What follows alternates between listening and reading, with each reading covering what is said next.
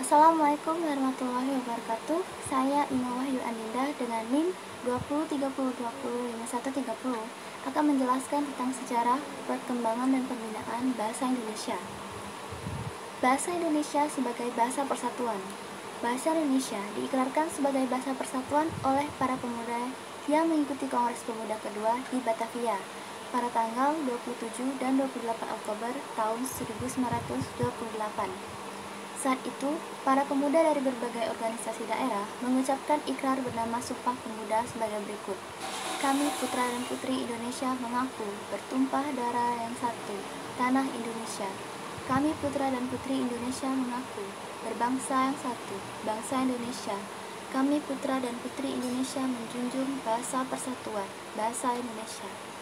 Butir ketiga menjadi dasar pijakan atas pengakuan bahasa Indonesia sebagai bahasa persatuan. Dari segi pemaknaan, bahasa persatuan menjadi wahana pemersatu seluruh elemen bangsa.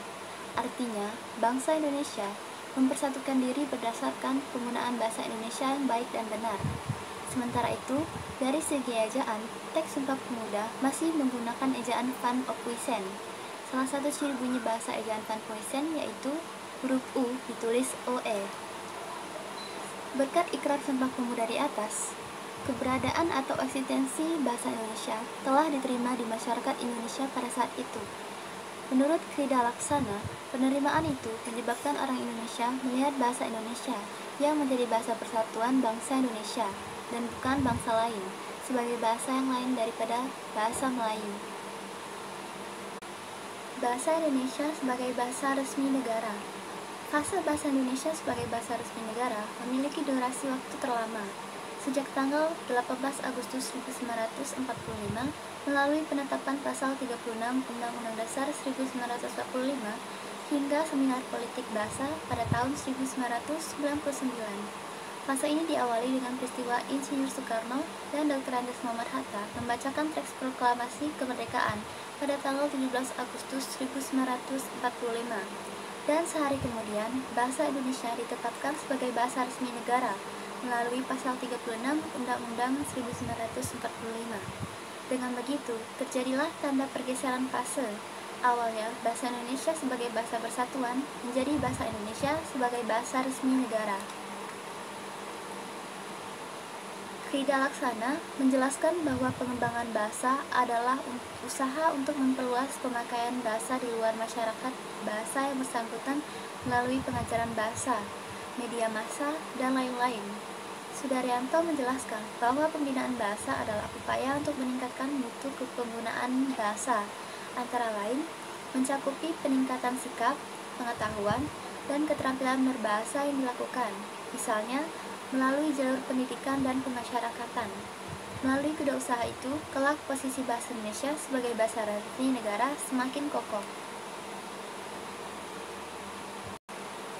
Bahasa Indonesia sebagai bahasa internasional. Fase bahasa Indonesia sebagai bahasa internasional merupakan kelanjutan dari fase sebelumnya, yaitu bahasa Indonesia sebagai bahasa resmi negara. Fase ini ditandai dengan adanya Kongres Internasional 9 Bahasa Indonesia di Jakarta pada tanggal 28 Oktober sampai 1 November 2008. Tema kongres tersebut adalah Bahasa Indonesia membentuk insan Indonesia, cerdas kompetitif di atas fondasi peradaban bangsa. Penggunaan kata internasional pada nama kongres itu mengisyaratkan bahwa saatnya bahasa Indonesia menjadi bahasa internasional. Setahun kemudian, terbitlah Undang-Undang Nomor 24 Tahun 2009 tentang bendera, bahasa, dan lambang negara, serta lagu kebangsaan yang kian mendukung peningkatan fungsi bahasa Indonesia menjadi bahasa internasional. Pasal 44 Ayat 1 Undang-Undang Nomor 24 Tahun 2009 berbunyi, pemerintah meningkatkan fungsi bahasa Indonesia menjadi bahasa internasional secara bertahap, sistematis, dan berkelanjutan. Melalui pasal tersebut, pemerintah dalam hal ini Badan Bahasa berupaya meningkatkan fungsi bahasa Indonesia menjadi bahasa internasional secara bertahap, sistematis, dan berkelanjutan. Fase bahasa Indonesia menjadi bahasa internasional sekurangnya sudah terwujud dengan fakta 45 negara telah mengajarkan bahasa Indonesia. Hingga tahun 2013 lalu, Menteri Pendidikan dan Kebudayaan saat itu Muhammad Nur telah dilakukan kerjasama dengan berbagai perguruan tinggi atau universitas di dunia untuk mendirikan pusat-pusat pembelajaran bahasa Indonesia. Salah satunya adalah Pusat Pembelajaran Bahasa Indonesia di Universitas Bahasa-Bahasa Asing Beijing atau Beijing Foreign Studies University yang terletak di kota Beijing, Republik Rakyat Tiongkok. Baiklah, sekian dari saya.